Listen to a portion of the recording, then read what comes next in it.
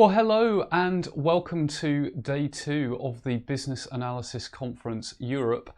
And of course, that also means it's day 2 of the BA Conference Europe Extra. Now, this is actually episode 5 of BA Conference Europe Extra, so I'm pretty sure you'll be more than familiar with the format by now. But just in case you didn't tune in yesterday, or this is the first episode that you're seeing, BA Conference Europe Extra is the sort of informal bit of the conference that wraps around the main conference sessions. It's also available on YouTube, so if you have colleagues who perhaps aren't able to attend the main conference, they can get a glimpse, a sort of tentative glimpse into some of the topics we're talking about by tuning into BA Conference Europe Extra. So do feel free to forward on the links to them so that they can take a look and enjoy the sessions too. The sessions are also archived on YouTube immediately after their broadcast, so you can, if you see one that's particularly relevant for your team, feel free to forward on the link. People can enjoy it as well. Now, the session is authentically live, so anything could happen. Touch wood, we've not had too many technical issues so far, or hopefully none that you've noticed, but you never know. So it's informal, raw, live, authentic. Now, I'm sure you're finding, I know I am, that the conference, even in this new virtual world we're in, seems social, differently social, but social. There's a lot of activity in the chat lounges, in the Zoom chat room, and there's a lot happening on social media. So if you're not already tuned into the hashtag, which is BA2020, now, I tend to look on LinkedIn and Twitter. There's a lot happening there. I'm not sure, there may well be stuff happening on Instagram and other networks too. But it's a great way of connecting with people at the conference and beyond the conference. So do be sure to, even if you don't normally use social networking, maybe just share an update, a quote on LinkedIn or Twitter and connect with other people. It's great to keep this community, this virtual community that's been cultivated by the conference. Let's keep it going beyond the conference, and then hopefully we can meet in person next year. Do also visit the sponsors' booths. They're an important and integral part of the conference, as well as, of course, are the speakers. Some of the conference booths have competitions, free stuff, downloads, even some have stuff that you can win and or stuff that they'll send you in the post. So if you haven't yet been into the exhibition hall, do make sure you do that. There's some really good free stuff that you can pick up there as well. So coming up on this episode, we have 2 fantastic guests covering 2 intriguing topics. Have you ever wondered what the Mythic BA is? Sounds intriguing, doesn't it? Or maybe you've wondered about the dark arts of data science. Well, we've got you covered on both counts. So it gives me great pleasure to introduce our first live guest. This is, of course, the original David Beckham, not that footballer who impersonates the real David Beckham. David Beckham, the sort of world famous BA, international keynote speaker, one of the few people I've ever seen get a very well deserved standing ovation at in this case, the last BA Conference Europe. You may well know David from his blog. He blogs as the Samurai Business Analyst, from his presentations, or just from seeing him around in the community. So, Dave, thank you very much for joining us this morning. Thanks, Adrian. Yes, good morning, and apologies for my unkempt appearance. I've only literally managed to get here in the interview in time, so I look a bit like I've just got out of bed. It's because I have. Well, that's the great thing about this virtual world. There's none of the having to get in the car and get behind the wheel thing. But I suppose that means less composure time, doesn't it? So indeed, I've never been live streamed on YouTube before either, and it's remarkably painless. It seems to work, doesn't it?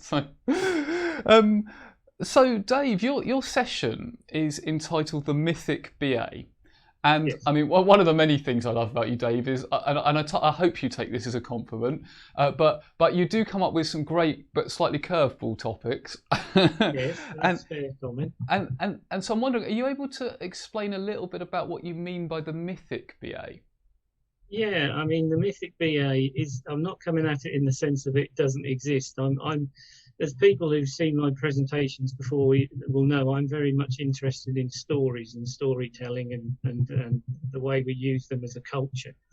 So I believe that the BA role fulfills a number of kind of mythic archetypes. It sounds very pretentious in a sense, but I think we provide various archetypes to people who are going through change. So, you know, the guide, the perhaps the magician or the wizard. And so, yeah, I've kind of brought that together in a presentation to talk about pushing yourself into a different mindset, really, instead of being in the requirement space, being in the change and transformation space. So that's kind of where it comes from. That's actually really profound, Dave. That last, that last statement you made about being in the change and transformation space rather than the requirement space, because and you mentioned being a guide there, and that really resonated with me, because I know one thing I know you and I have talked about before is the idea of I think it's a phrase you've used yourself, I know I've used, I probably borrowed it from you, about leading from the middle and influencing without authority and being that authentic guide.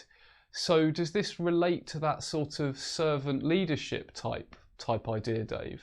Yeah, definitely. You know, I think the VA is underrated in a lot of areas. You know, people tend to think we restrict ourselves or we exist purely in the domain of the requirement space. But I believe that VAs have got much more talent and much more wider skills than that. So, yeah, it's kind of, I use the phrase that I think we've talked about before, Adrian, sort of coming out from behind the whiteboard or coming out from behind the flip chart. Yeah. And doing things that are not necessarily explicitly within the requirement space, but are more in the transformation space. Yeah, it's interesting. I don't know whether you saw Dave Snowden's keynote yesterday, but I mean, of some of the many things that stuck with me, one phrase that really stuck with me was we need fewer. I think it was something we need like fewer recipe followers and more chefs. I'm sure Dave said it far more articulately than I ever could, and I was thinking, oh gosh, that, because I've heard that analogy used with business analysis as well. Like, everyone's looking for a recipe of how do I do a project, and it's like, well, it depends. Like, I know that's like the BA get out, but it really does depend, and we need to be skilled practitioners to interpret. That's why people like pay for us, right? Isn't it? I mean, yeah, exactly. And I think it's for me, it's the difference between the subjective and the objective. Yeah. People tend to look at BAs and think, what about what we do objectively, like process models, user stories, data models. These are all objective things. They're kind of easy. You can pick them up and hit someone with them. Not that I recommend you do that, you know, but they're kind of pragmatic things that you can. They're quite binary. You either do them well or you don't do them well. Whereas I think much more of our skills, or an equal amount of our skills, are in the subjective space. The people management, the relationship building, the rapport building, the facilitation. And that's subjective. That's very difficult to measure and to say you did that facilitation right. And I think, you know, that's the skill set. And as you said, Adrian, that you could use a template for a project, and we all use templates for projects, but every project is different, and it's the subjective way you approach it, I think, that is the real balance and the real defining part of what we do. Yeah, and I mean, it's interesting because I don't know about you, Dave, but I'm finding another thing that's emerging from this, and there was a thread through the last conference and probably the last few conferences is about the interpersonal and the human elements, and it's sort of like, well, actually, you know, we talk about processes, and processes are important, and requirements can be important, but actually, none of those things work without people, and change is an inherently human endeavor. So it sounds like you're sort of referring to the storytelling element as well, of telling a story of change and nudging people through that change. Yes, totally, the narrative of it, because if people don't understand it, you know, if people don't understand why they're doing a change, or don't get behind it, don't believe in it because they haven't heard a story. I mean, thank goodness we don't live in a country where communication can be muddled and confusing. You know? I have absolutely no comment on that one, Dave. Exactly, but it's the story that is behind things that people will follow and relate to, even subconsciously. And I think the use of analogies and metaphors and stuff like that is important. I mean, one of the things that I always say, and sort of echoing what you just said, Adrian, is the BA is kind of like the driver, and the requirements of the project, the Formula One car. You can build a car and you can build, what the racetrack's like, but someone's got to drive it around there. And I think that's what the BA does in that kind of pragmatic and subjective way. Yeah. That's kind of the main thrust of my.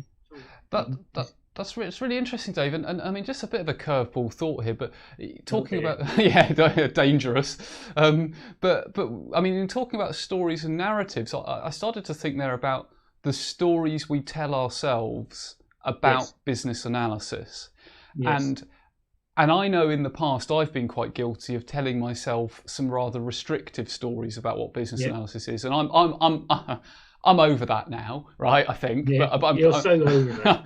I'm probably still telling myself some stories that could be better. So is there something about us as a community almost defining the stories we tell about ourselves, because that affects how we portray ourselves to our customers? Yeah, totally. I think that's exactly the point. And as something that we really need to work on as a community is what do we believe we are? I think not so much, just as equal as the stories we tell ourselves are the stories we allow to be told about us. Yeah. And I think that's an important thing. We need to kind of fight our corner and fight for our role, perhaps a little bit more than we are at the moment. Yeah. I remember a while back, I think this was you, Dave, in a presentation at... I can't remember which conference it was. I've seen you speak too many times, or not too many times, the right amount of times, a good amount of times. But it was you were talking about like disempowering language and how BAs apologise too much for everything. Yeah. And I've noticed myself doing that, and I saw something on LinkedIn, and I mean, again, this is a subtle thing, but it's up for debate. But it was like, rather than saying, apologies for the delay in replying because you didn't reply within 24 hours because you were busy, which, maybe just say thanks for your patience. And I thought, exactly. That's a really interesting, it's a subtle frame, but it actually, so do you think there's something in that use of language as well? Totally. I mean, how many times as BAs have we gone to a stakeholder and said, sorry to be a pain? Yeah. Or whereas what we should be saying is, I really need your input. How can we move this forward together? Language is such an important but subtle thing, and I think it can make a huge difference. So the language that we use, this might be a stupid question. Well, if you say that enough times, people will start believing it's a stupid question. So can I get some clarity on this? Maybe a more positive way of doing this. I don't understand. To understand, can you help me understand? That's the evolution of it as far as I'm concerned. Yeah, and a little bit of really being appreciative of our stakeholders. The sort of your expertise is absolutely vital. This far better than I ever could. Can I have 15 minutes to watch you to observe you inputting a policy or whatever type of thing. Exactly. It would really help us move this forward. That kind of positive, inclusive language, I think is really, really important. Yeah. Fantastic. So Dave, without giving too much away from your presentation, which is at 10:25 today, I think, from memory. I should be turning up, yeah.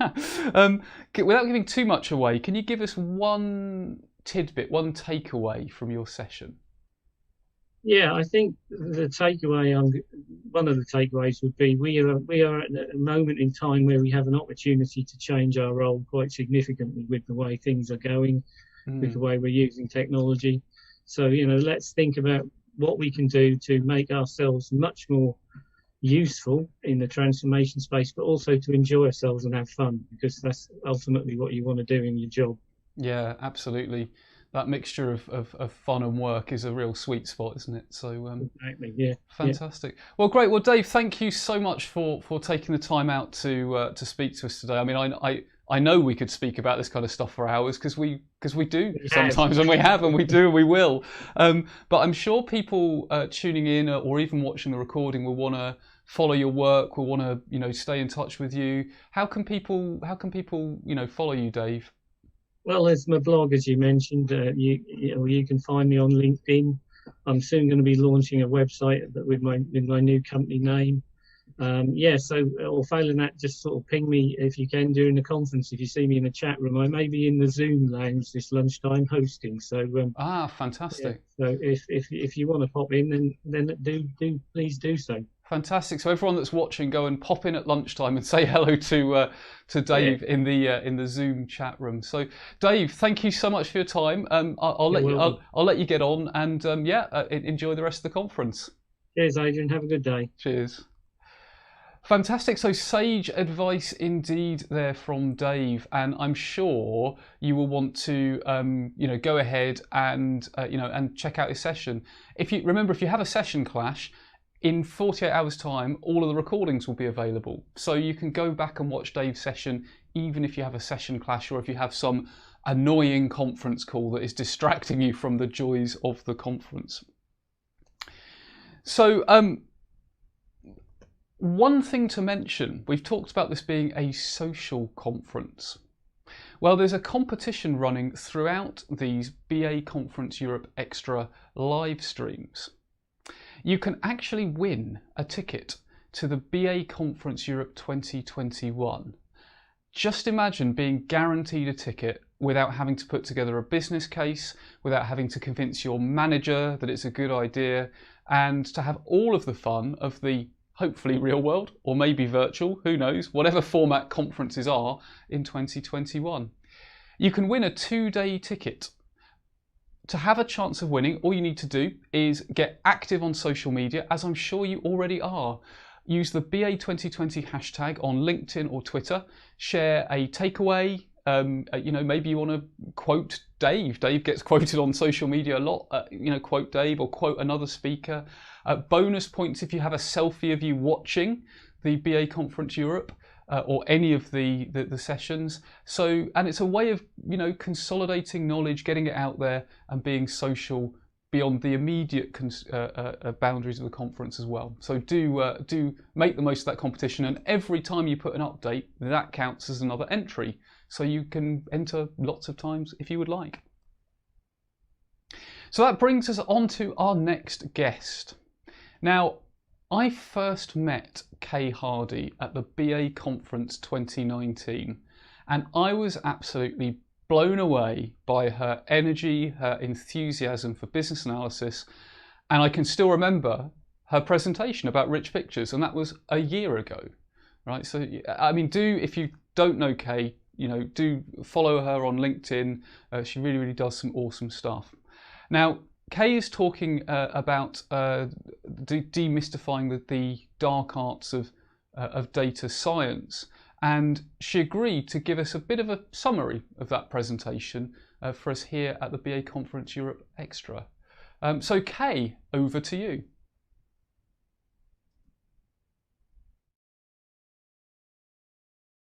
Hello everyone, I'm Kay Hardy, Senior Consultant at Capta Software. I hope you have been enjoying the conference so far. In this break, I'm going to summarize my talk on demystifying the dark arts of data science and talk about how BAs and data scientists can work together and support each other in a better way. First, a bit of context. Last year, Gartner found that only 20% of analytic insights will deliver business outcomes in 2020. They also found that 85% of big data initiatives fail to move past the preliminary stages. They also found that 13% of initiatives are actually adopted. These are data initiatives, by the way. So why do data science projects often fail? A survey comprised of 64 C-level business and technology executives representing very large organizations such as American Express and Johnson & Johnson's, they found that the main obstacles are actually people and process issues, lack of organizational alignment, and cultural resistance. Now, these are all things that BA can help with. We will quickly look at the stages of a data science project and explain what a business analyst can do at each of the stages to address these issues. The first stage of a data science project is project scoping. So this is where the data scientist usually has a discussion with the stakeholder to find out whether data science can be useful in solving their problem. However, stakeholders are often not quite sure why they have the problem in the first place, and data scientists might have difficulties in understanding the root cause of the problem. This is where the BAs come in. At this initial stage, as with any project, we conduct investigation into the current situation. We might use techniques such as interviews or workshops, and we might capture our results using a rich picture. Then, we might conduct a root cause analysis using an Ishikawa diagram. With a clearly investigated situation, we can define the problem clearly. Now, we want to share the documented results with all the stakeholders, including the data scientist. With a clearly defined question, the data scientist can now look at a potential data science solution and also communicating realistic expectations with the project team. Now we have a problem statement defined. The next stage is looking at obtaining the data to solve the problem. We are at the obtain stage now. Data quality is often cited as a critical issue in data science projects. And as BAs, we can take a proactive approach in identifying and taking corrective action upfront so that we can avoid the significant negative impact it can have on data science projects. So, we need to ensure that the data is considered reliable by the business. Now, sometimes it can be reliable and fit for purpose for the project, but not trusted by senior stakeholders. In this case, we want to communicate and engage with the stakeholders to understand their concerns. In reality, though, the data might not actually be reliable, but the data scientist could also flag this up later on. Another data-related problem that we might encounter at this stage is data silos. Often, companies store data at a departmental level or at different locations. So a BA might have to work across departments and locations to make sure that we collate all the data needed. Now, the data scientists will be understanding the data coming in. They will look at how the data could be used to address the problem. They'll be communicating any concerns or any additional data requirements with the BA, and working together, they could look at potential legal ramifications they might want to consider, such as GDPR. Now we are at the data scrubbing stage. Now this is where the data is cleansed. Well, 90% of the data scientist's time is actually spent on this stage and the stage before. Because it takes so long to do, that we might lose the initial support from stakeholders. As business analysts, it is our role to keep stakeholders engaged and help the data scientists complete this stage. What do I mean by this? Well, the data scientists might find flaws in the data, and the BA can feed what we find back to the stakeholders. This will allow our stakeholders to improve their data entry system, and it will be a quick win for us to win back some stakeholder support. Now that the data is scrubbed, the data scientists can explore the data. They do this by producing descriptive statistics and visualizations. Now, at this stage, one of the roles us as BAs can play is to work with the data scientists to turn the statistics into graphics that are easier to understand. We want to take the business users on a journey and communicate the initial findings in a way they can understand. Often, this is by producing clear graphs. With the stakeholders' engagement at this stage, they can help us validate the initial outputs and make sure that they actually reflect the real-world situations. We are at the final stage of the data scientist's journey. Here they get to do the real fun stuff, such as machine learning, to find patterns in data and make predictions on the future. Now, model creation is an iterative process where the data scientist can make predictions, feedback the results, and make changes and tweak the model so it becomes smarter, more accurate, and more effective over time. Over time, the BA needs to measure the outcomes and see how the predictions are trending. We also need to make sure that the final results are communicated and not misused in the business's decision making. We do this by explaining the model, its limitations, and ensuring that the practical application in terms of decision making is followed through. After the data scientists have completed their role, our role as BAs don't end.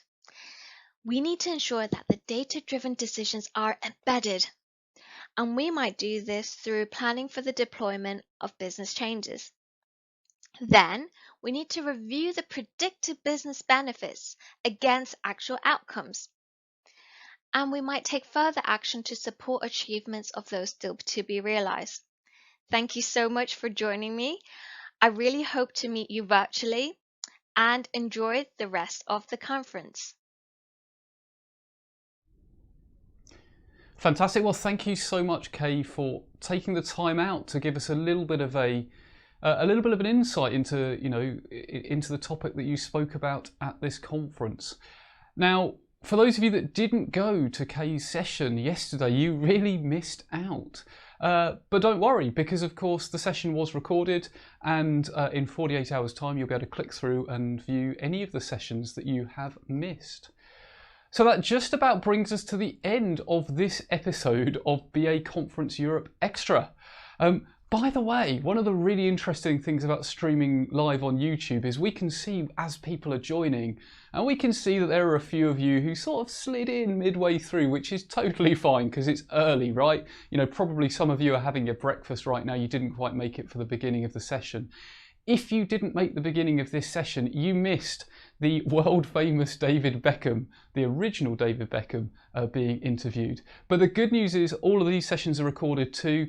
These sessions are available on YouTube about 5 minutes after they broadcast. So you can just save this link. And if you missed the beginning, you want to see Dave, just refresh and the recording will be available to you. And equally, you can send it on to anyone who might be interested. So that really does conclude this episode. Remember, stay social, keep tweeting, keep the LinkedIn going on, BA 2020, and particularly if you're enjoying the BA Conference Europe Extra, we'd love to know. Tweet us something, let us know. Let us know how the format's working for you.